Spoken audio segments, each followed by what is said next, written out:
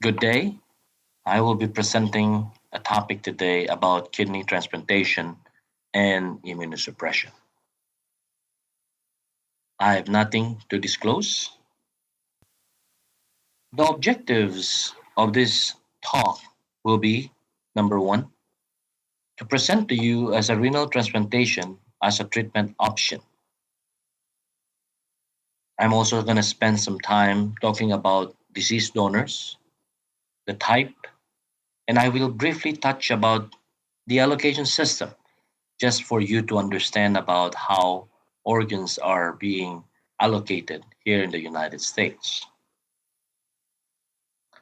I will also be talking about the living donors, different types, the surgery itself, advantage and disadvantage of one technique over the other, so that at least to give you a brief overview about the different donors. And lastly, half of the talk will be about immunosuppression. The immunosuppression topic itself is very broad, but I would just like to touch as basic as possible to let you understand about the basic immunosuppression that we use currently for kidney transplant patients.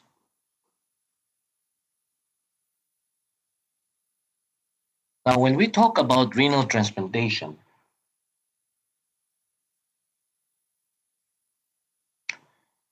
we talk about that renal transplantation is a treatment of choice for end-stage renal disease patients. Why is that? It is because the mortality and morbidity of this treatment option is lower than dialysis. I want to emphasize that I've been mentioning about treatment option because renal transplantation by itself is not a cure. It is a treatment option. It is the best treatment option, and you will understand why.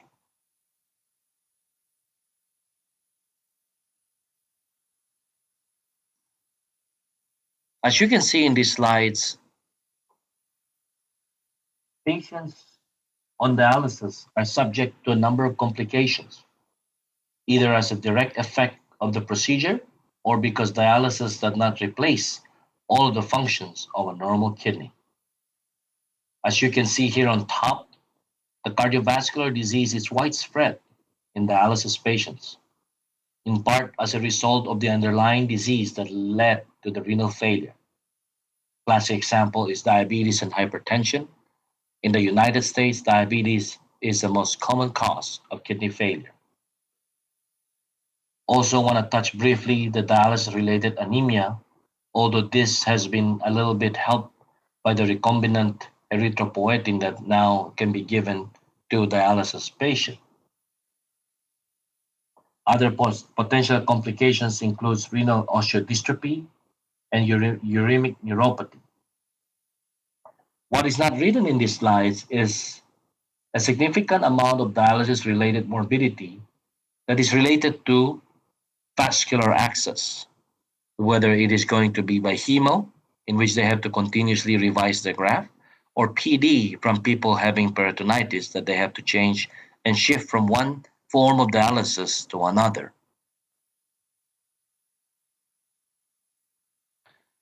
This is a slide, although this is a little bit older, in 1999, that was published by New England Journal of Medicine. This is being nicely done. It shows you the projected of years that is being added if you give a patient transplant instead of leaving them on dialysis. As you can see here, that the biggest benefit are the people who are in their younger age, as you can see here. And just to show you here, based on the same data, to show you the different modality. As you can see here, the lower line, patients on dialysis do not do well on the long term, as you can see here. And patients who does the living donor does the best, as you can see on the outcome, as I will be discussed with this load.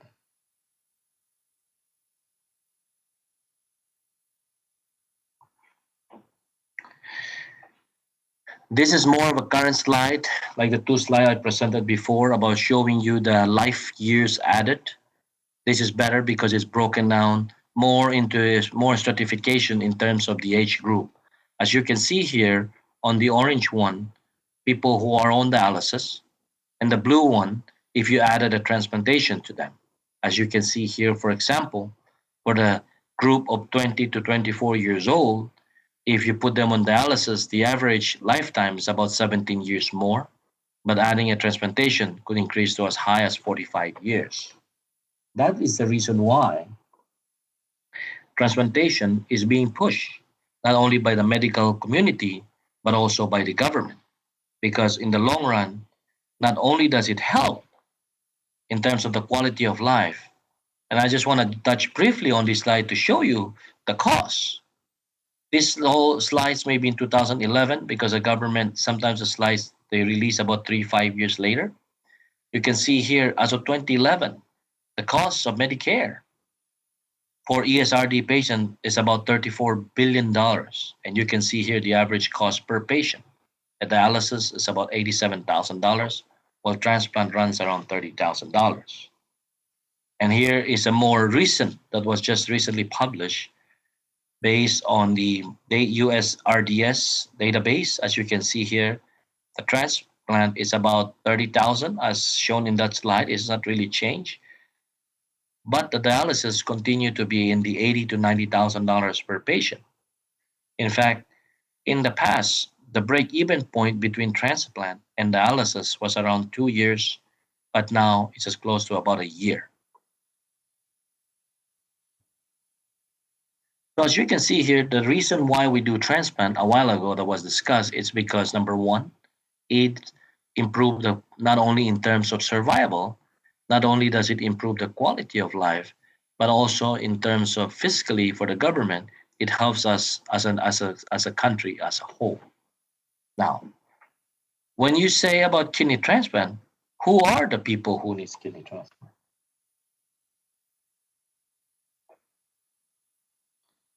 People with chronic kidney disease stage 5. This is defined as a glomerular filtration rate of less than 15 ml per minute. Second, people with end-stage renal disease who are already on dialysis. Third, I mentioned this about some CKD stage 4.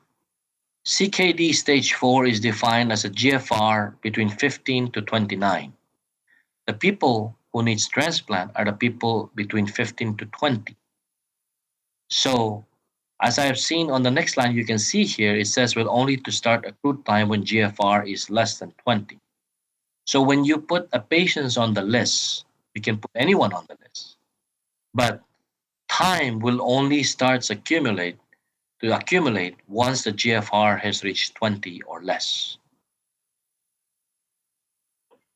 Now I want to bring up this word about preemptive transplantation.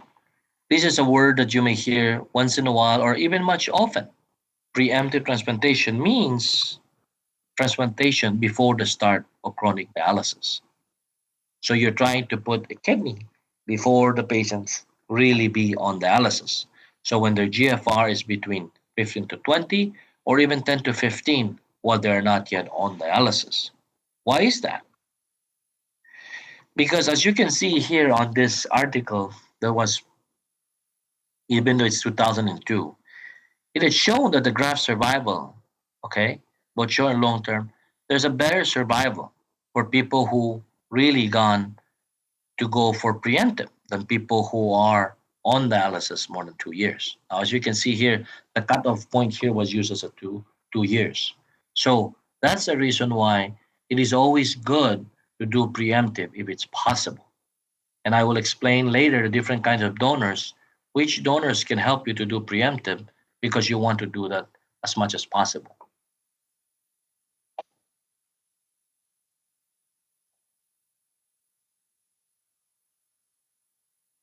Now, when we talk about kidney transplantation, we talk about deceased donor kidney transplantation and also a living donor kidney transplantation. On these slides, as you can see on the national data, let's focus on 2018. There were about 21,000 kidney transplant that was done. in 2018.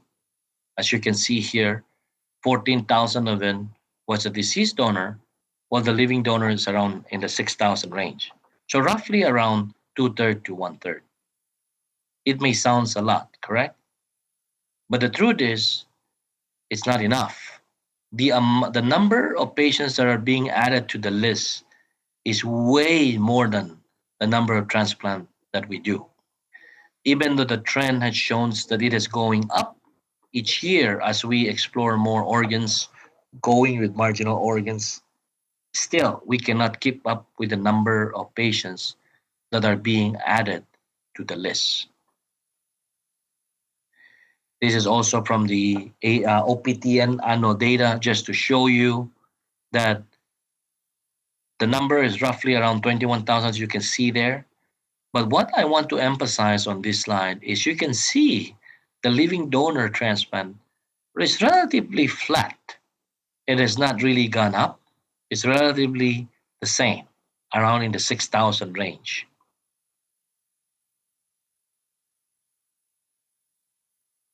Now, when we talk about deceased donor, what you will be hearing time and time again will be deceased donor with a donation after brain death. And the other one is a donation after cardiac death. So let's go with them one by one. When you talk about donation after brain death, which the acronym for DBD, so just like the word implies, these are brain death donor. It fits the criteria of brain death. The difference, or what interests this to the transplant community, is that the recovery is done while the heart is beating, which technically means that there is no downtime.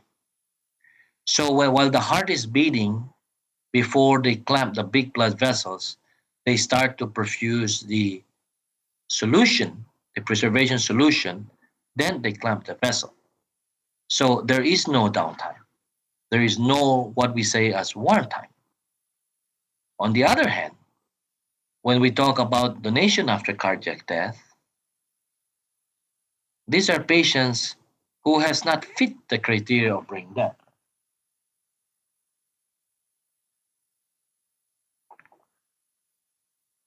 However, they have a very grim prognosis. It means that they will not be able to be what they were before. Okay, they might be in a vegetative state, but they have not fit the criteria of a brain death. So what do we do here is we see the natural course.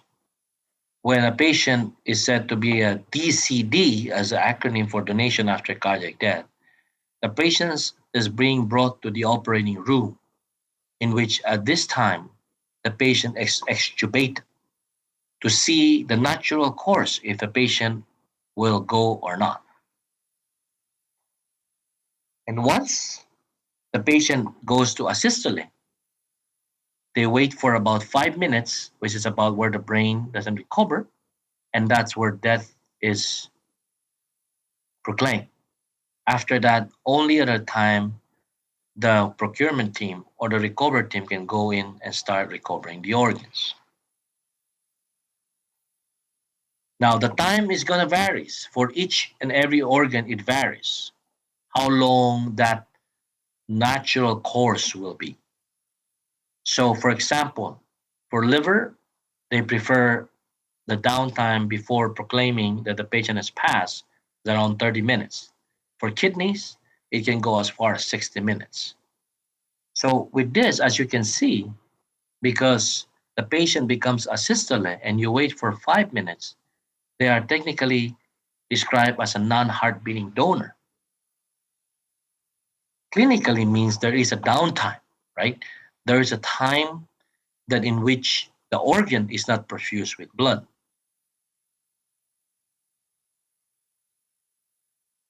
So clinically, what it means is that because there is a downtime, there's a no perfusion of the kidney during the downtime, there's a higher incidence of ATN or acute tubular necrosis for the kidney, or what we use clinically as delayed graft function.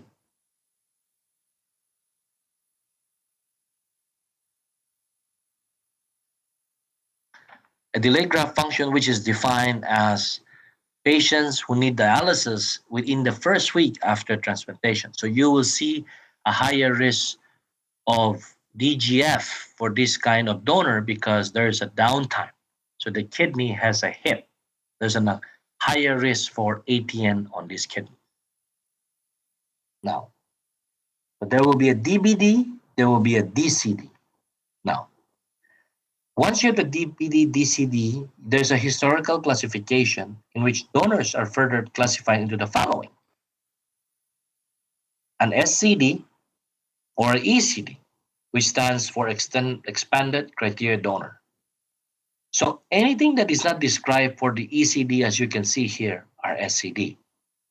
So when you talk about expanded criteria donor, it talks about donor that are more than 60 years old of age or 50 plus any of the two. A terminal creatinine, which means the creatinine level at the time of organ recovery, a cause of death of stroke, and a history of hypertension. So with that, you can have a DBD SCD, DBD ECD, or a DCD SCD, lastly a DCD or a ECD. Now, this slide just to show you that the one that administers all these wait lists and organ distribution are done by UNOS. This is a company, and they just recently once again been awarded by the government, so they will be the one taking care of this again for the next 5 years. Now, in December of 2014, a new kidney allocation system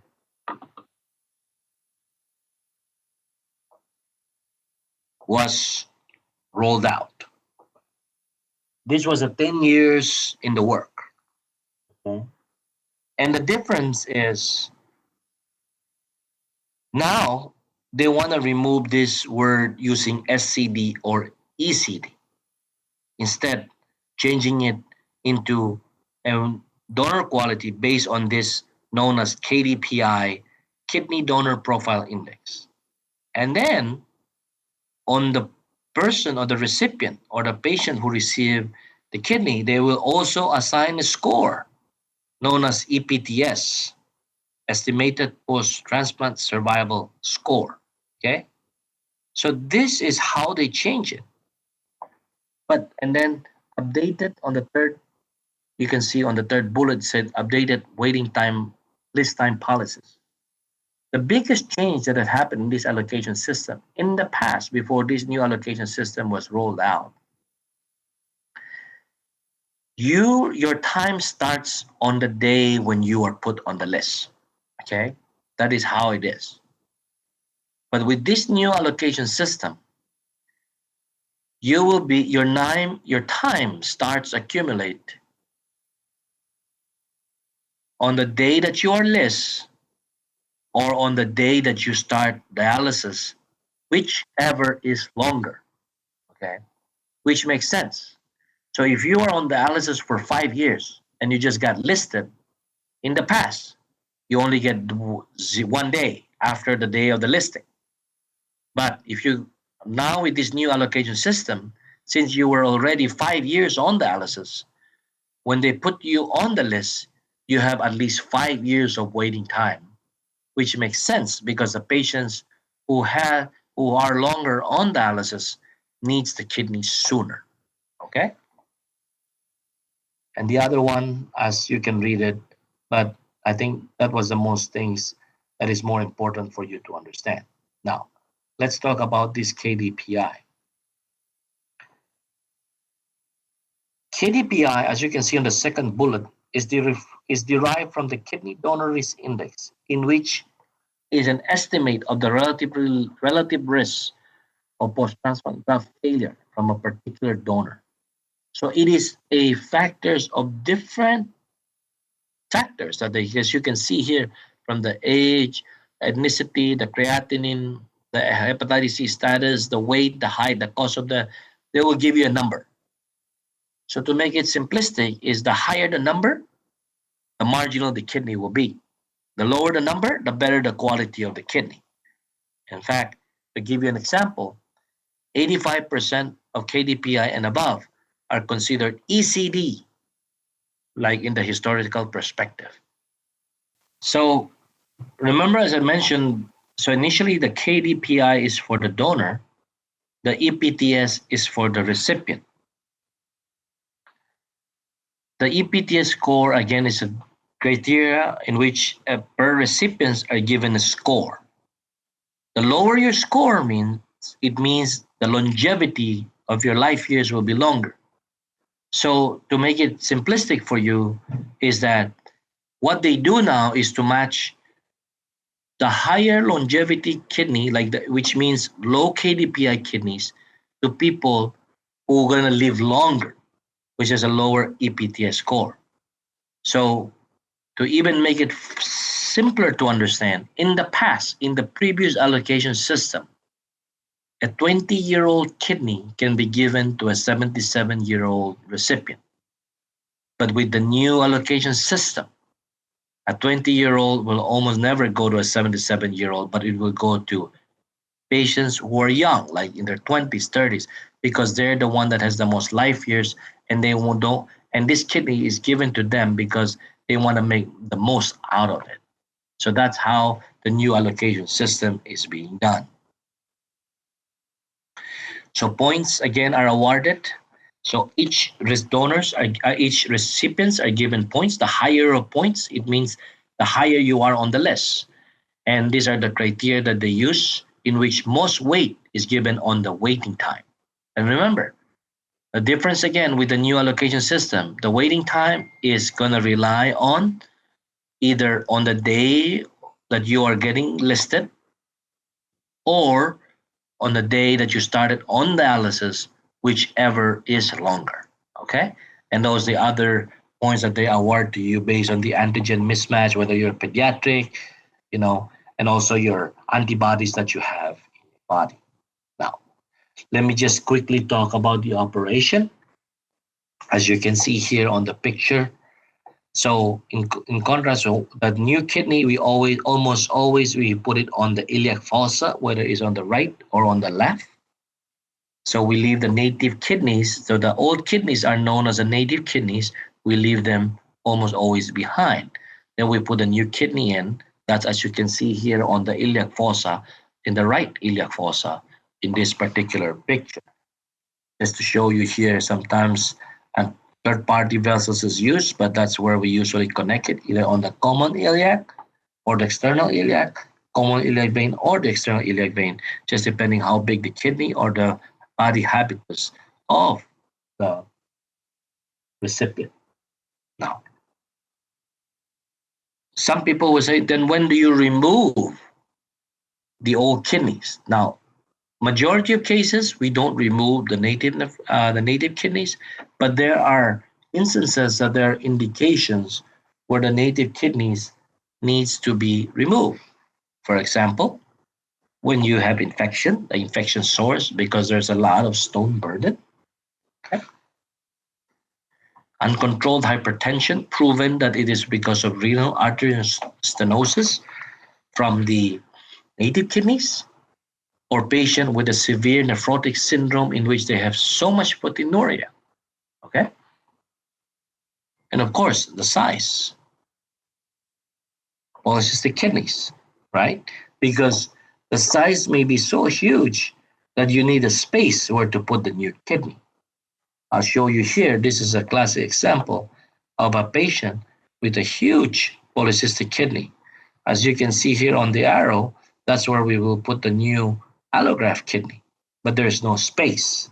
So in these instances, a native nephrectomy is done. Whether you want to do it one or two, it just all depends on the timing. Now, I've discussed about the deceased donor. Let me shift gear to about living donor. Okay? When we talk about living donor kidney transplantation, we talk about living related or we talk about living non related. Now, husband and wife, they're non related, but they're emotional related, they're still classified as non related.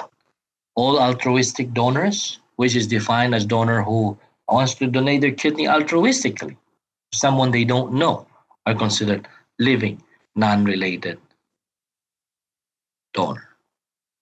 So, what are the advantages of living donor transplantation?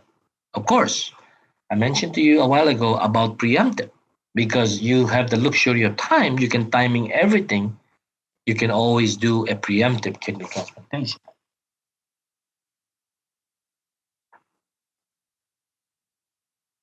You have the possibility to find a better match if you have more siblings to choose which is better, right?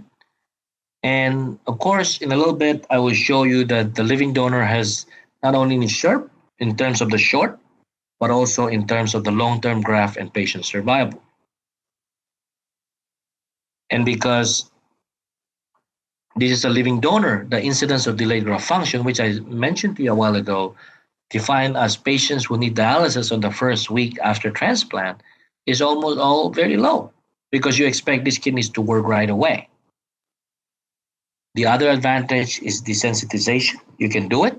It means that, for example, a patient's antibody is high because you can timing it. Let's say you're going to schedule the case 2 weeks from today. So you can start desensitize by removing antibodies from the patient before doing the case. But what I want to emphasize and what has been gaining ground recently is the pair exchanges in which you might have a living donor but does not match you, but a paired exchange can be done in which we use this word swap.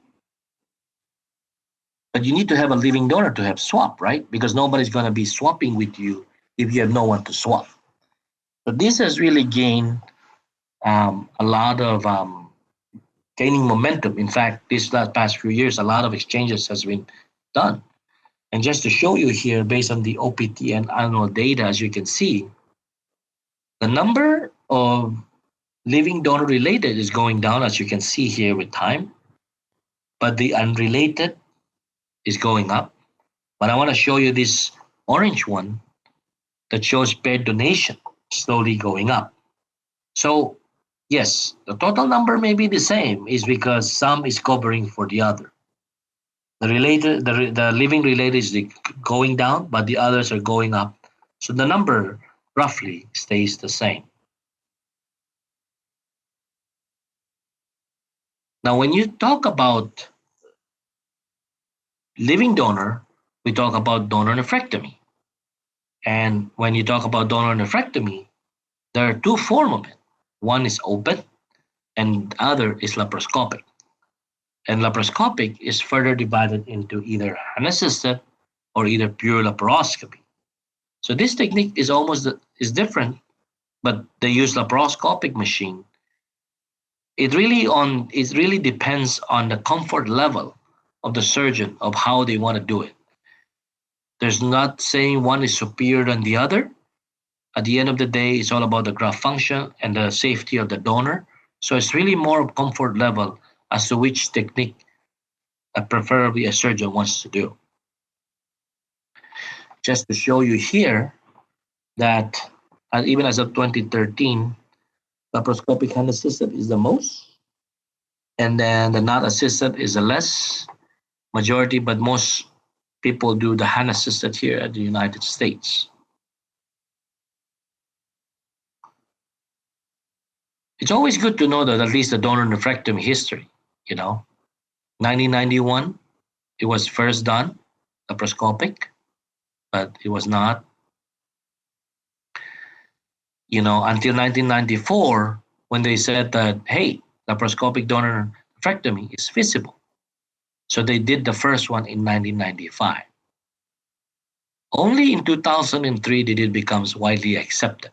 In fact, now 95 to 97% of all the donor nephrectomy here in the United States is done laparoscopically. This is interesting article to show you the would laparoscopy increase donation? Just to show you here, there's three groups. ODN stands for open donor nephrectomy, no education. Then group two will be open donor nephrectomy with education. And then the group three will be living donor laparoscopic donor nephrectomy with education. As you can see here, there's more people who really became a donor using laparoscopic donor nephrectomy. Just to see, show you the advancement of the 3D reconstruction, which makes it easier for us to do things laparoscopically. This serves as a guide and help us to understand the anatomy, the artery, the vein, as to where it is located. In terms of the other vessels, it will show you a roadmap. So when you go in, it will not be surprised. You won't have a lot of surprises. As I mentioned, full laparoscopy, hand assisted, just to show you quickly. So this is the port that you use for laparoscopy. That's where you put the hand if you're doing hand assisted, or it may be a little bit higher, or a fan still for people who done pure laparoscopy. And just to show you, that's where we do when we do an open, it's over on the 11th rib. And it just depends on the comfort level of the surgeon. Some of them do excise a piece of the 11th rib. Some of them don't need to excise a piece of the 11th rib.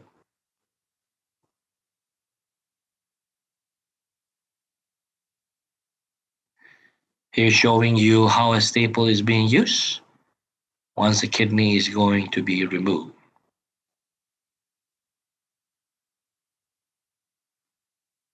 Now, this slide shows advantages and disadvantages of open and lab donor. For, for a surgeon like me who does both,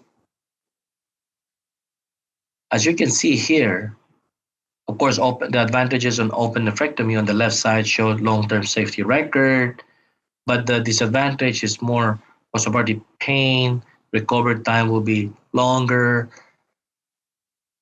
Those is just really on your comfort level, because the pain level for open nephrectomy and laparoscopic nephrectomy, once you do both of them, will almost be the same. And pain is almost always patient, how they really feel.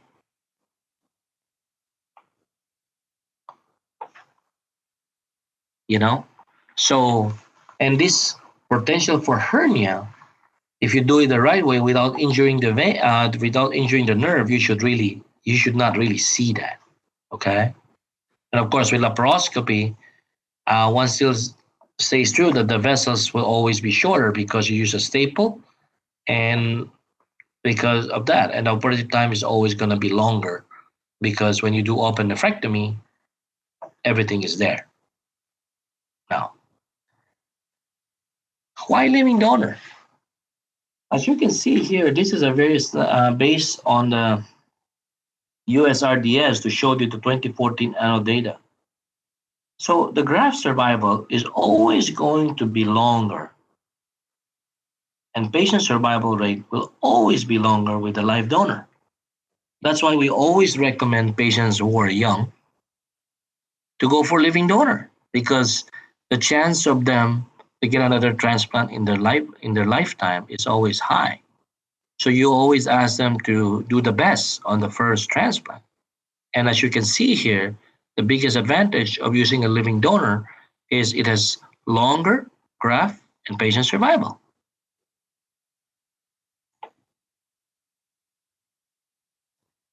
This is just to show you the number again that I've shown, that it's about 1/3, 2/3. Now, after talking to you about the surgical part, now let's go on a topic about immunosuppression.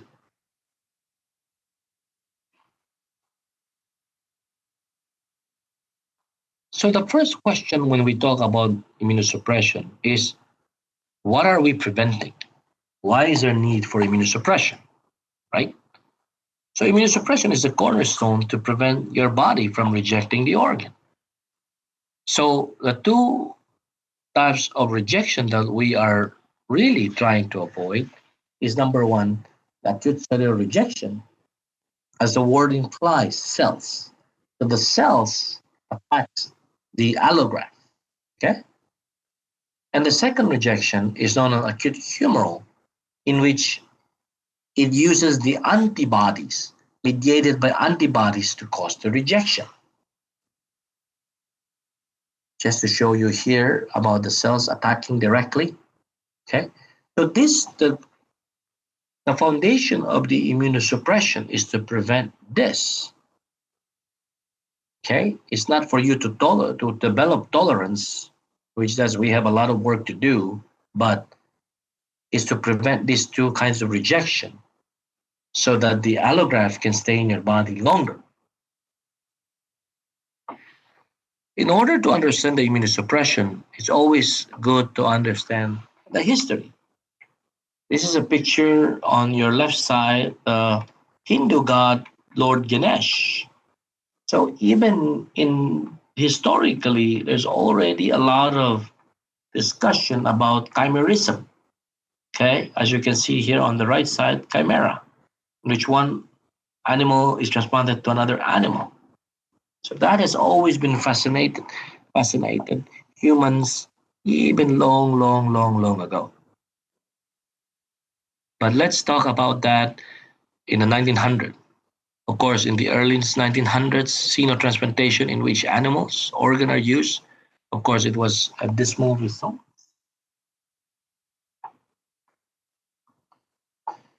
In 1945, Joseph Murray, who recently just passed away, what he tried to do was this temporary transplant, okay?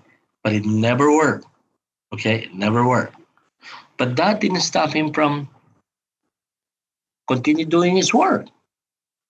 So there was another destination transplant in which the kidney of the mom was given to the son after the mom died from a vehicular accident. Of course, nobody understood the immune system at the time. So the graft was rejected by 2022. And that's where, again, Dr. Murray did a successful kidney transplant on an identical twin. Because of identical twin, immunologically, they're the same. There was no immunosuppression. The recipient survived for 8 years. And then in the late 1950s to early 60s, they were thinking about how about if we radiate the body, maybe that can prevent rejection. But of course, with that happens because of infection. 1960s, they start discovering tissue typing. And in 1962, they did a successful deceased donor transplant of Brigham. In the mid-60s, they also used the use of Imiran, in which I will be discussed later. And are able to understand because this medicine was used as an anti-leukemic agent. Then the anti-thymocytes agent, starting to use prednisone as a diaprin. 80 to 90% of patient survival were able to achieve at 1 year. And that's where in 1983, when cyclosporin, CSA stands for cyclosporin, was introduced, they were able to see that 80% allografts survived for 1 year. And in 1985, they have these monoclonal antibodies to treat rejection. And then everything was history because of that, because of rapid improvement in technology and research. 1994, FK, when you say FK506, this is tacrolimus. This was approved. 1995, CellCept, and then 1998, basiliximab. All these things has really helped in the development and prolongation of the graft survival, not only, for both kidneys and for other organs. Now, when we talk about immunosuppression, especially for kidney transplantation, you will hear this word induction. Okay? And when you say induction, these are given before the kidney is being put on the patient. Okay? And the induction agents are either a lymphocyte depleting agents or an IL-2 interleukin 2 receptor antagonist or even steroids. Okay? Then after the induction, after you give it to the patient, there's a maintenance. Either you use a calcineurin inhibitor, which will be tacrolimus or cyclosporin, the anti-metabolites, which is mycophenolate or azathioprine, and prednisone, or even some belatacept, which is I will discuss because this is a new medication. Of course, these are the others that we talk about rejection, but we will not go into detail in terms of rejection. We're just going to focus mostly on induction and maintenance. When you talk about induction, what's the purpose of it? So, its rationale is to prevent acute rejection on the graft. It is given on a time where the antigen presentation is highest and T cell activation is most critical. So that's the rationale of giving the induction. And as I said, there's two general categories of this agent. Either you use a lymphocyte depleting agents or an IL-2 receptor antagonist.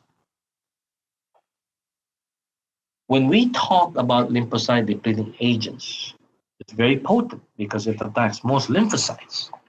There's two classes. Number one, a monoclonal, OKT3, or alemtuzumab, which binds to CD52.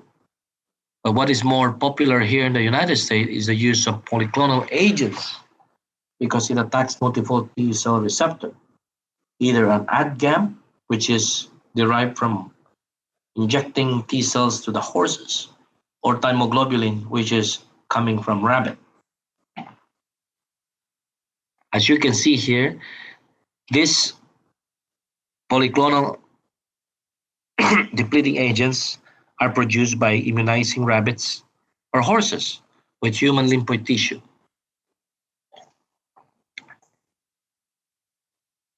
The exact mechanism is not really known, but they said that the antibodies appear to be cytotoxic, directed against a lot of T cell markers. Okay, so as you can see here, the dose for the thymoglobulin, which is rabbit derived, it's about 4.5 to 15, but actually it's 4.5 to 6 milligram per kilogram body weight. And a horse, which we don't use this much often anymore, is the AdCap. This is the data from the OPTN annual data showing to you what the United States has been using. As you can see here, there's an increased usage of the T cell depleting agent and probably the same or a little bit going down for the IL-2, and then some institutions still don't use it. Okay. So the other induction agent is the interleukin 2 receptor antagonist. Of course, it is less side effect, it is less potent.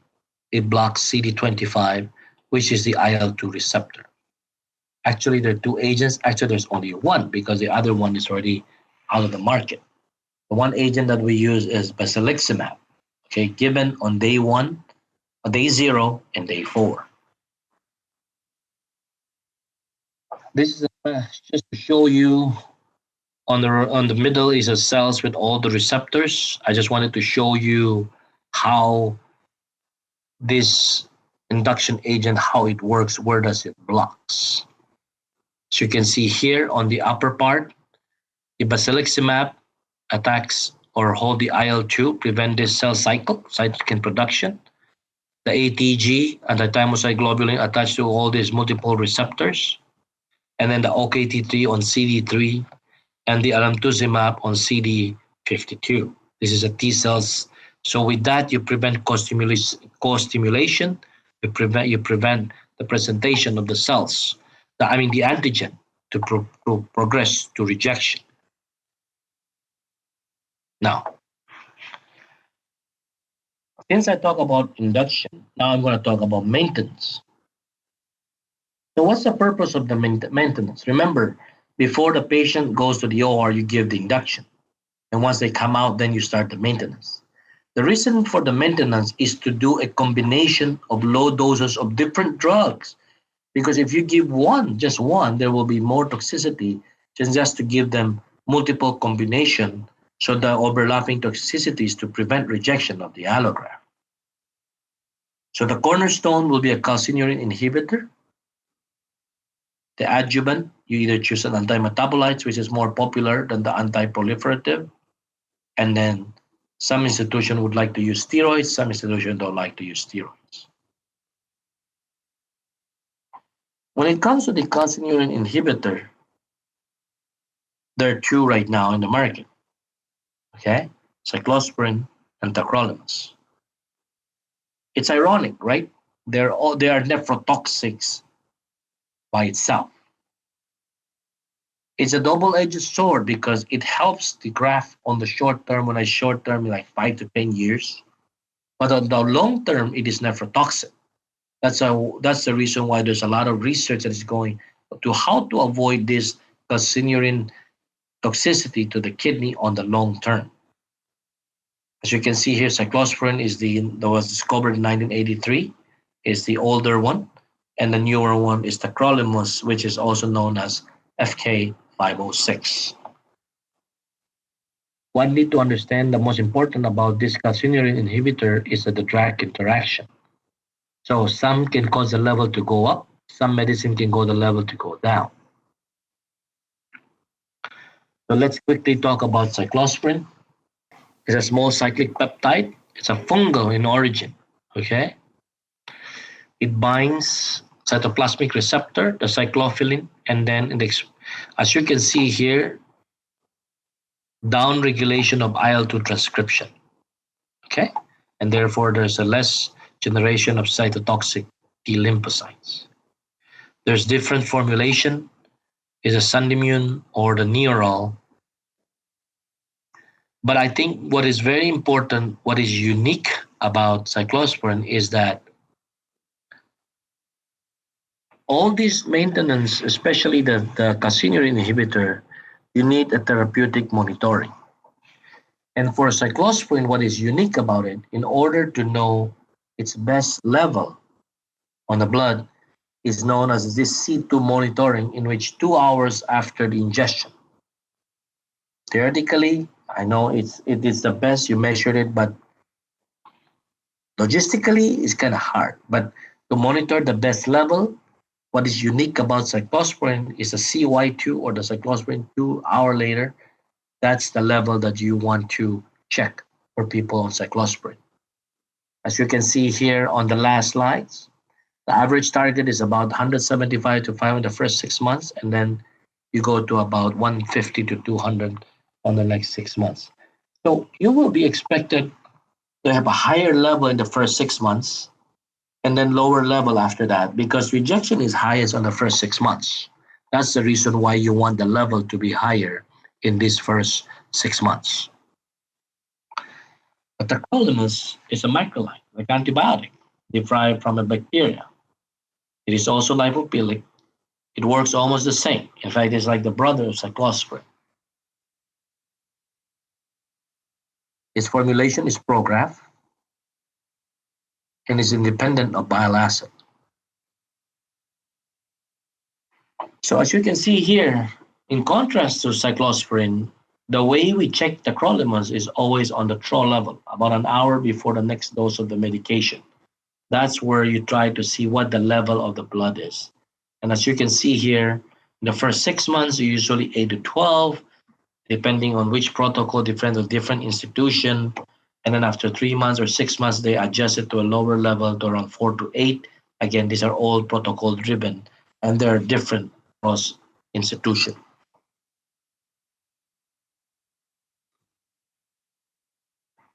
There's a lot of study comparing about cyclosporin and tacrolimus, but now the national trend has shown that tacrolimus has become really the calcineurin inhibitor, CNI's calcineurin inhibitor of choice national.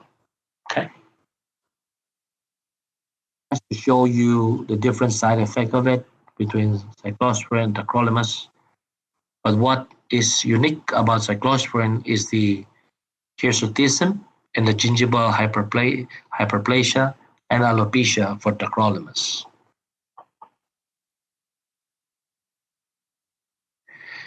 This is a slide showing to you that calcineurin, as you can see, it also affects the kidney, right? The irony of it, it protects the kidney short term, but long term, that's what it does to the glomerulus, as you can see here on this picture. So we talk about the first maintenance, right? The CNI, which is the calcineurin inhibitor. The second of the maintenance is either an anti-metabolite, which is more popular here in the United States than anti-proliferative, which is mTOR, which describe like TOR is target of rapamycin inhibitor. Okay. So the anti-metabolites that are currently out there are either Immuran, which is an older drug. Okay, it is hepatotoxic, but their main mechanism is they are nucleotide inhibitors. Okay, so Immuran is no longer very popular. So majority RB we use is mycophenolate. As you can see here, the biggest drawback of mycophenolate is its GI toxicity. The GI toxicity can cause diarrhea, and to patients who are not tolerant to mycophenolate or mycophenolic acid, because this is enteric coated, so this is less GI toxicity. But if patients cannot tolerate mycophenolate, then we put them back on azathioprine. But azathioprine is never the first choice in our anti-metabolites. The other two anti-proliferative, which is not really that popular, is the sirolimus and everolimus. The reason why is because sirolimus, as you can see, it blocks cell cycle. So sirolimus, which is rapamycin, is its side effects include wound healing, lymphocyte production, and hypertriglyceridemia or hyperlipidemia. So it has never gained so much traction in using for the maintenance therapy for people on after kidney transplantation. Again, this is just to show you they metabolize what they do. Generally, there are nucleotide inhibitors and how they're metabolized. So with this agent, we don't really the level. Now, some institutions they do check the level, but majority of institutions they don't really check the level. Sirolimus, as I said, is not as popular. Then the last of the maintenance, remember, plus minus, right? Steroids. So the regimen maintenance, the cornerstone will be a CNI, which is either program for cyclosporin, an anti-metabolites, which is azathioprine or mycophenolate, and plus minus steroids. Okay? Of course, steroids has multiple anti-inflammatory, but it is the oldest drugs. But as you can see here, it has a lot of its mechanism of action is really, really wide. There are anti-inflammatory, therefore anti a lot of cells, all that causing inflammation.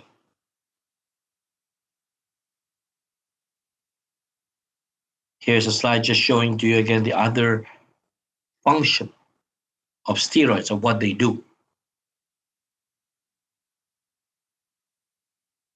Of course, side effects is too many, but this is the only medicine that is considered safe for pregnancy. Okay? And there's no therapeutic monitoring for it.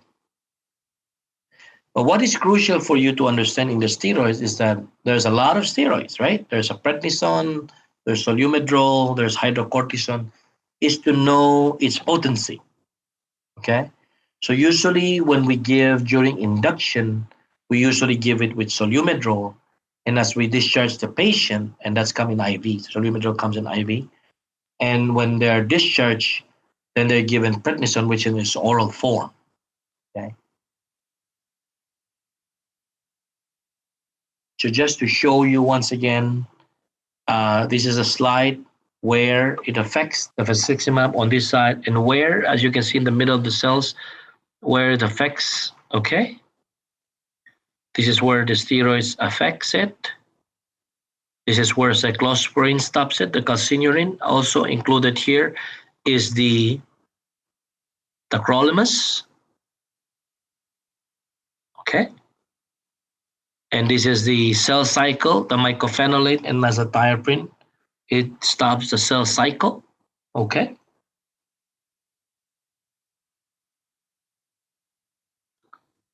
Yep. It goes to the cell cycle. And also sirolimus is also on the cell cycle because that's where the mTOR is.